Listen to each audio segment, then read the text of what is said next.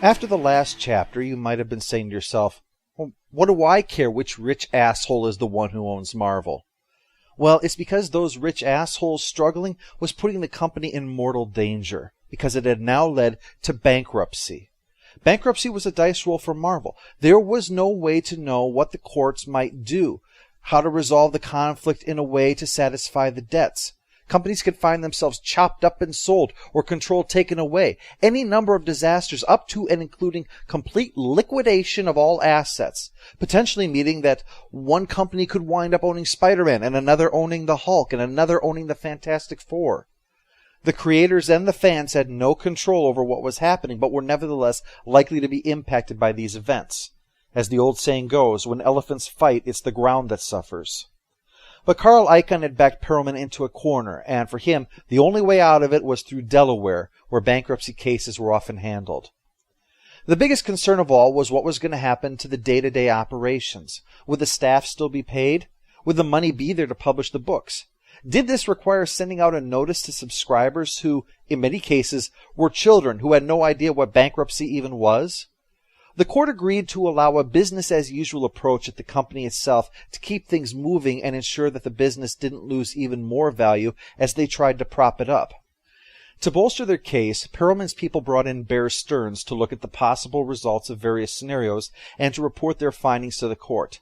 And they had concluded that of all of the options explored, Perelman's deal involving the acquisition of Toy Biz was the one most likely to make Marvel solvent, allowing it to pay off its debts and keep its shares from becoming worthless.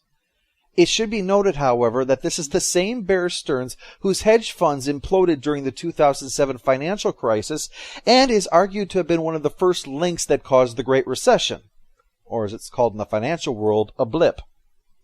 Make no mistake, for Marvel, this was an Alien vs. Predator situation between Icahn and Perelman. Perelman's tactics had endangered Marvel, fleeced its customers, and left the comic book industry in complete shambles. But Icahn wasn't the answer simply because he was Perelman's adversary. Icahn was a corporate raider in his own right. He is the literal picture of a corporate raider. And yes, I mean that. If you do a Google search for images of corporate raiders, you actually get a Carl Icahn category. Icahn was far more interested in short-term profits than the long-term health of the companies that were involved. He was quick to make his money and then depart before it was lost because of all of the decisions that he had made. The most notable was TWA, which he bought in 1985, but was ousted in 93 for selling profitable assets to their competitors, despite the long-term harm that this would do to the company, and squeezing the unions until morale was in the toilet. And even when he left, he had arranged on the way out that for the next 10 years, his Caribou Corp could buy tickets for less than half their listed value on most TWA flights. So Caribou would buy seats and then sell them at a profit for them, but at a loss for TWA.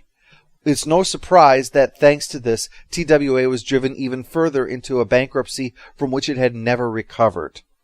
So of course, no matter who was going to win between Perelman and Icahn, Marvel and their audience was going to lose.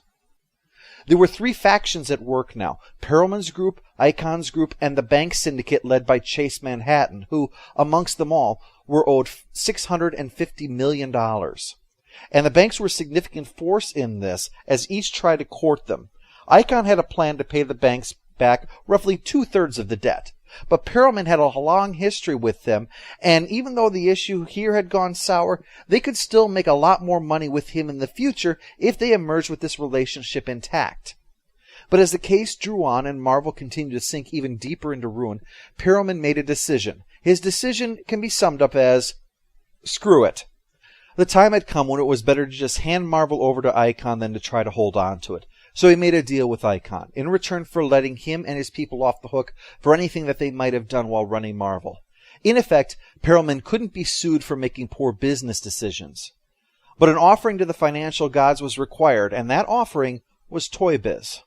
Perlmutter and Arad, the two primary owners of Toy Biz, were not particularly happy with that arrangement, especially when Icahn had made it clear that, at best, he'd be their new boss, and at worst, Toy Biz would be stripped down to a shell company which would then be used to license Marvel toys to Hasbro or Mattel.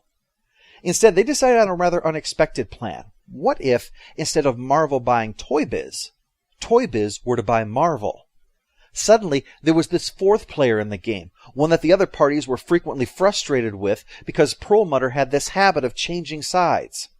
But the banks were less thrilled with Icahn, who not only had a temper and could swear like a longshoreman, but his practices, like with TWA, meant that he might decide to run Marvel into the ground for a personal profit and leave them all high and dry.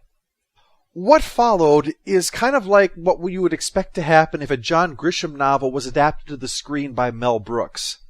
The upshot of events was that, for the banks to consider a deal, Toy Biz would need to put up a minimum offer of $545 million, which they agreed to, subject to due diligence. They would go over the books and all of that to verify this deal was worth making. This required efforts from Perelman's people, who were still at Marvel, and some of his lieutenants, who were none too happy with the risk that this activity exposed them to if Icahn felt that they were backing out of his deal. Now, the problem came in because the time was running out on their chance to make a deal, further hampered because many of the key players here, including the lead lawyer for the banks and most of the owners involved, were Jews. Now, you know me, I wouldn't bring that up if it wasn't important. The reason it is because this was running up against the Passover, and a lot of these guys involved were very orthodox and would not work during that week. And if they delayed it a whole week, they probably wouldn't be able to salvage the deal. So there's a great deal of chasing and phone calls and who said what's happening in order to get a term sheet together to pass it over before the actual Passover.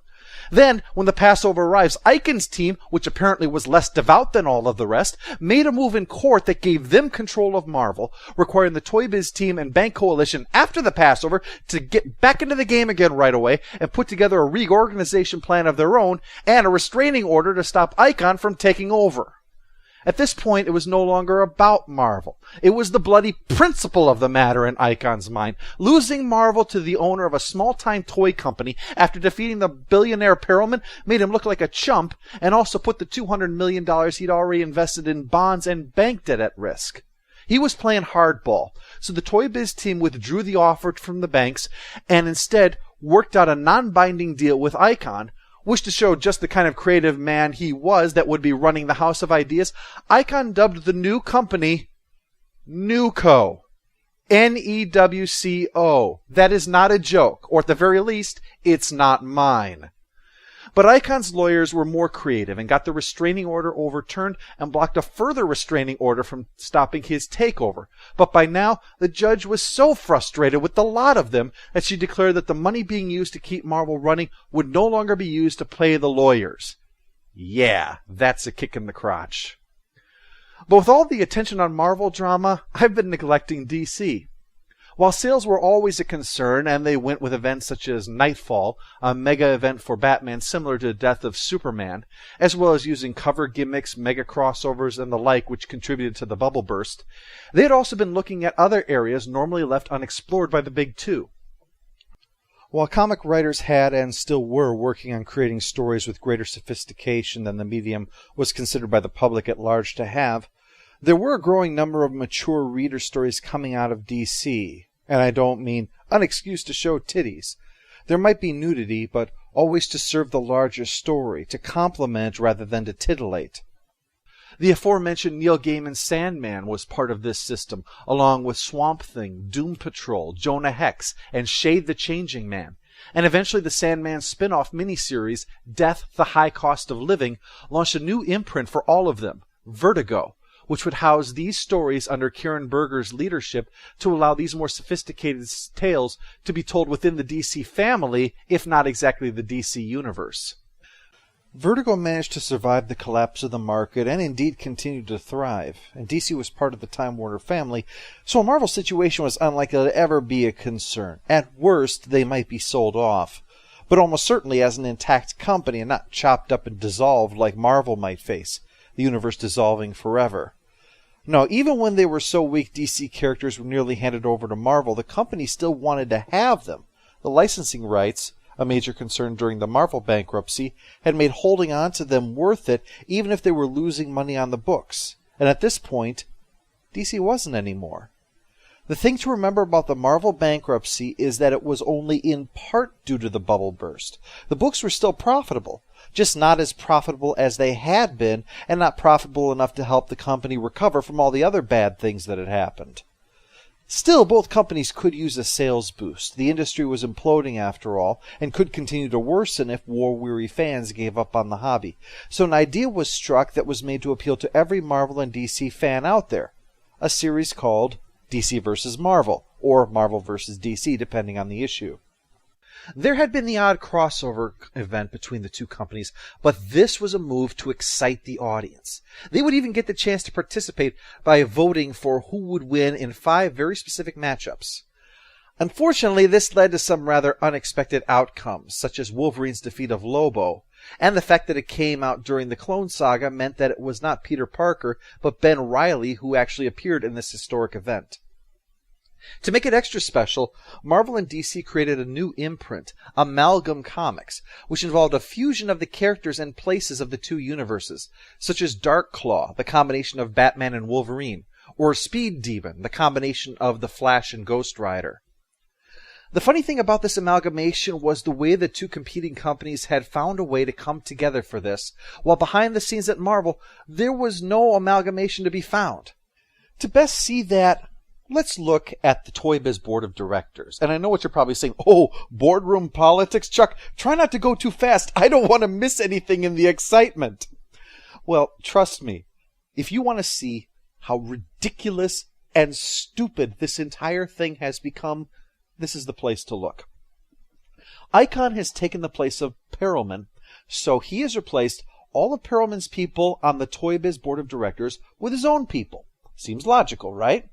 Well, Perlmutter says, no, it doesn't work that way. The stock which gave Perelman that authority was specifically written so that if there was a change in management, it would revert back to normal stock. And that means then that I have control over this, and I will put my people in place of Perelman. Icon refused to recognize that, and Perlmutter refused to recognize what Icon had done. And thus, 2 boards of directors were meeting for Toy Biz. To appreciate that, imagine waking up one day and finding out that both Los Angeles and Washington, D.C. were claiming they now ran the United States. That's the situation we had here. 2 completely different groups trying to run the company. And it should be noted, this is the company that's keeping Marvel afloat. All their hopes and dreams rest on a company that you don't even know who's in frickin' charge of. If that's the case there, how are things going over in Marvel's publishing division? It might shock you to learn, pretty badly. This left Avi Arad stuck in the middle. He was one of the owners of Toy Biz, but he was also part of Marvel Studios, working to get the Marvel Universe in the big and small screens. When New World was sold off, Marvel Films became Marvel Studios, and Arad was given equal control of the studio with Jerry Calabrese, then president of Marvel Entertainment Group, and the mastermind behind the disastrous Marvel Mart. Although at least he was the one who restored things to normal after the Marvolution had only resulted in heavy use of the guillotine. Marvel Studios took over the handling of existing series like Spider-Man and the X-Men animated series, and also the film version of Blade. Now, Blade probably seems an odd choice, but there was a twofold reason for this. First, the Toy Biz deal, which said that no one else could make Marvel toys but them, it meant the studios couldn't profit from toy-related tie-in merchandise, which discouraged a lot of them from making a movie about a Marvel character. And the other reason was because between New World and Perelman, a lot of the popular Marvel characters were tied up in deals that were preventing films from getting made. Perhaps the most infamous was the Fantastic Four, where, for no other reason than to hold on to the rights, Roger Corman was brought in to do a film for $1 million. An upcoming documentary, Doomed, explores the tragedy of all the people involved in producing the best film they could under these circumstances, a film that, according to many, was never intended to be released and likely never legally will be. But Arad had nothing to do with that. He's described as many as a passionate supporter of the Marvel Universe and wanted, personally, to see them make the leap to the big screen. While other businessmen would come in and try to expound upon the characters, their value, and their pop culture influence they had, none could ever match Arad, who was, to borrow from Stan Lee, a true believer. He wasn't a stuffy religious studies professor. He was a Baptist preacher demanding an amen. But with his position in Toy Biz as well, which was making moves against Icon and still running their own separate board of directors, the order finally came down to fire Arad from his position at Marvel Studios. In the midst of all this, the Heroes Reborn experiment drew to a close. It had been slated for a 12-issue run, although in the end a 13th issue was created that featured a crossover between it and the Wildstorm characters, since now they were handling all 4 books.